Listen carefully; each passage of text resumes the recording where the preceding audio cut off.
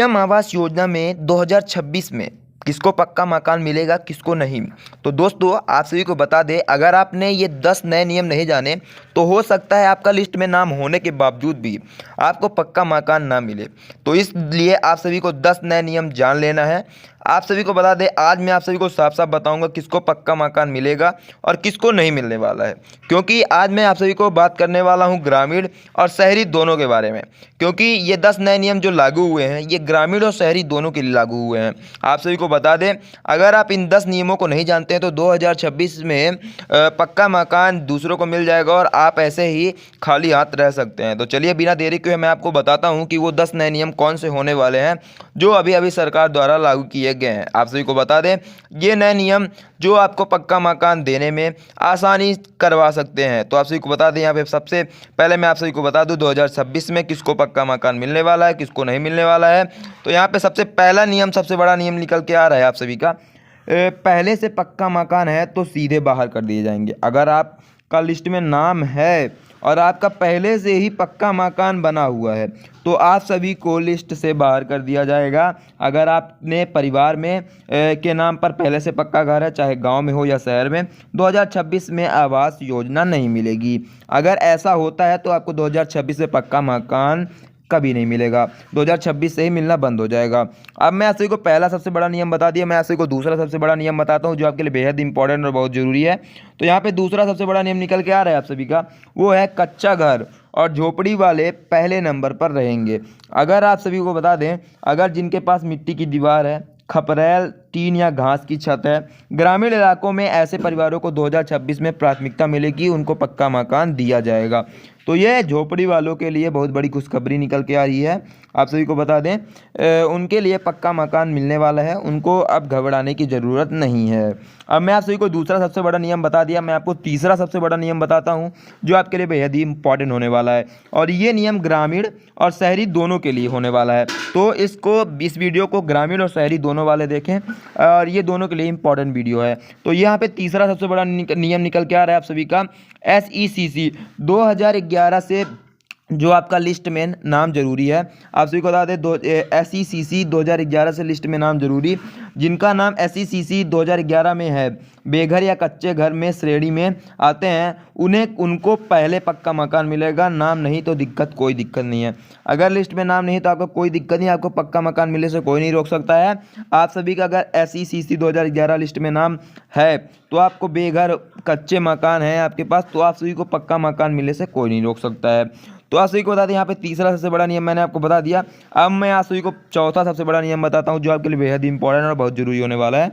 तो यहाँ पे चौथा सबसे बड़ा नियम निकल के आ रहा है सभी का, जिनके पास 2 पहिया वाहन 4 पहिया वाले वाहन हैं उनको झटका मिल सकता है। क्योंकि 4 पहिया वाहन जैसे ट्रैक्टर को छोड़कर महंगी बाइक और कार, ऐसे लोगों को 2026 में बाहर हो सकते हैं। ग्रामीण वालों में ज़्यादा, ग्रामीण और शहरी दोनों में अगर ऐसा होता है तो आप सभी को पक्का मकान नहीं मिलेगा, क्योंकि ऐसे लोग अमीर माने जाते हैं, इन लोगों को पक्का मकान नहीं दिया जाएगा। और यहाँ पे मैं आप सभी को पांचवा सबसे बड़ा नियम बता दूं, वो आपका सबसे बड़ा नियम होने वाला है, सरकारी नौकरी या अच्छा वेतन तो नहीं मिलेगा।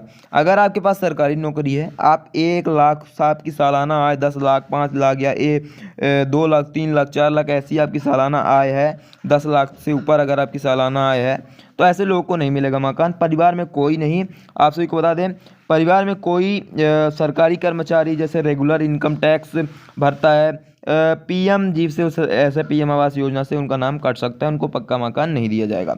तो चलिए हम आपको बात करते हैं छठवां सबसे बड़ा नियम जो आपके लिए बेहद इंपॉर्टेंट और जरूरी होने वाला है। तो यहाँ पे छठवां सबसे बड़ा नियम आपका निकल के आ रहा है, बैंक अकाउंट, जो आपका बैंक अकाउंट है वो आधार से लिंक होना अनिवार्य है। ये चीज़ें आपको बता दें, बैंक से आपका आधार कार्ड लिंक होना बहुत ज़रूरी है। आधार लिंक नहीं, DBT चालू नहीं तो किस्त रुकेगी या आवेदन रद्द हो जाएगा। इसलिए आप सभी को अपना बैंक अकाउंट में आधार कार्ड लिंक और पैन कार्ड भी, इसके साथ साथ मैं आप सभी को बता दूं पैन कार्ड भी अपना लिंक करके रखिएगा, ताकि आपका पैसा जो है आसानी से निकल सके। तो चलिए मैं आप सभी को सातवां सबसे बड़ा नियम बता देता हूं जो आपके लिए बेहद ही इंपॉर्टेंट होने वाला है। तो यहाँ पे सातवां सबसे बड़ा नियम निकल के आ रहा है आपका, जमीन आपके नाम होनी चाहिए। अगर आपके पास ज़मीन नाम नहीं है तो आप सभी को पक्का मकान नहीं मिलेगा। खुद की ज़मीन या परिवार की ज़मीन होनी चाहिए। और अगर ऐसा होता है आपके पास खुद की ज़मीन नहीं है तो आपको पक्का मकान नहीं मिलेगा। बिना ज़मीन के ग्रामीण मकान नहीं मिल सकता है। और शहरी में नियम अलग हो सकते हैं, शहर में भी अलग हो सकते हैं, ऐसे नियम नहीं है। शहर में भी अपने नाम पर ही होनी चाहिए ज़मीन, किसी और के ज़मीन पर तो पक्का मकान बना ही नहीं सकते हैं।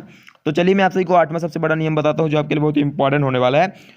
तो यहाँ पे 8वां सबसे बड़ा नियम निकल के आ रहा है आपका, शहरी क्षेत्र में आय सीमा बहुत जरूरी है। जैसे शहर के पीएम प्रधानमंत्री आवास योजना अर्बन 2026 में आय सीमा 3 लाख, ईडब्ल्यूएस के लिए 3 लाख आय होनी चाहिए और आप सभी 3 लाख तक, और एलआईजी के लिए 6 लाख तक, और एमआईजी के लिए मध्यम वर्ग वालों के लिए 12 लाख तक आय सीमा होनी चाहिए, तब उनको पक्का मकान दिया जाएगा। इतनी आय होगी तभी आपको पक्का मकान मिलेगा। जैसे ईडब्ल्यूसी में जो आते हैं, ईडब्ल्यूएस में जो आते हैं, सॉरी, तो ईडब्ल्यूएस वालों को 3 लाख तक की आय होनी चाहिए, सालाना आय। और क्या कहते हैं, एलआईजी वालों के लिए 6 लाख तक होनी चाहिए, और मध्यम वर्ग वालों के लिए, उनको एमआईजी वालों के लिए 12 लाख तक की आय होनी चाहिए।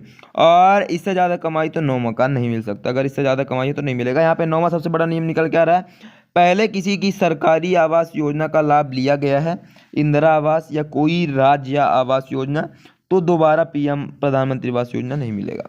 अगर आप पहले से ही पक्का मकान लेकर बैठे हुए हैं सरकारी वाला, जैसे पहले भी इंदिरा आवास योजना चलता था, बहुत सारे आवास योजना, जैसे जैसे प्रधानमंत्री थे वैसे वैसे आवास योजना लागू किया गया था, तो अगर आपको पहले से मिल गया है तो आप सभी को नहीं दिया जाएगा। और यहाँ पे आप सभी को बता दें 10वां सबसे बड़ा नियम निकल के आ रहा है जो आपके लिए बेहद इंपॉर्टेंट, बहुत जरूरी होने वाला है।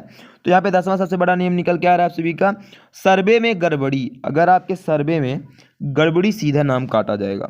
अगर आपके सर्वे में गलत जानकारी है, फर्जी दस्तावेज है, सर्वे में घर बंद हो जाएगा। और ऐसे में सख्ती की जा रही है, आप सभी को बता 2026 में सख्त जांच की जा रही है, और आप पकड़े गए तो हमेशा के लिए बाहर हो सकते हैं, आप सभी को बता दें। और इसके साथ ही मैं आप सभी को बता दूं किसको पक्का मकान 2026 में नहीं मिलने वाला है। अभी तक मैंने बताया किसको पक्का मकान मिलेगा, अगर ऐसी चीज़ें, तो यहाँ पे किसको पक्का मकान नहीं मिलने वाला है वो मैं सही और सटीक तरीके से बता देता हूँ। जिनके पास पहले से ही पक्का घर हो, SCCC में लिस्ट में नाम हो, या गरीब मजदूर, पक्का मकान तो किसको पक्का मकान मिलेगा 2026 में, गरीब मजदूर हो या सही दस्तावेज या बैंक आधार कार्ड लिंक हो, ऐसे लोगों को पक्का मकान मिलेगा। अब यहाँ बात करते हैं किसको पक्का मकान नहीं मिलेगा। तो यहाँ पे किसको पक्का मकान नहीं दिया जाएगा, ये तो जिसको पक्का मकान मिलेगा उसके लिए था। अब किसको पक्का मकान नहीं मिलेगा, तो यहाँ पे किसको पक्का मकान नहीं मिलने वाला है, जिनके पास पहले से पक्का मकान हो, सरकारी नौकरी हो, ज़्यादा आय वाले हो, और गलत जानकारी देने वालों को पक्का मकान नहीं दिया जाएगा। आप अब बता दें आपको, क्या आप इन नियमों के अंतर्गत आते हैं, तो आप सभी कमेंट बॉक्स में यस और नो में जवाब दें। और आप सभी को बता दें अगर आप हमारे चैनल पर नए हैं तो चैनल को सब्सक्राइब कर लीजिएगा, वीडियो को लाइक कर दीजिएगा, और अपने दोस्तों को, अपने परिवारदारों को वीडियो शेयर कर देनी है, ताकि वो भी जान सके किसको पक्का मकान मिलने वाला है 2026 में, किसको नहीं मिलने वाला है। तो धन्यवाद दोस्तों, आज तक की वीडियो यहीं तक थी, मिलते हैं हम आपको नेक्स्ट वीडियो में।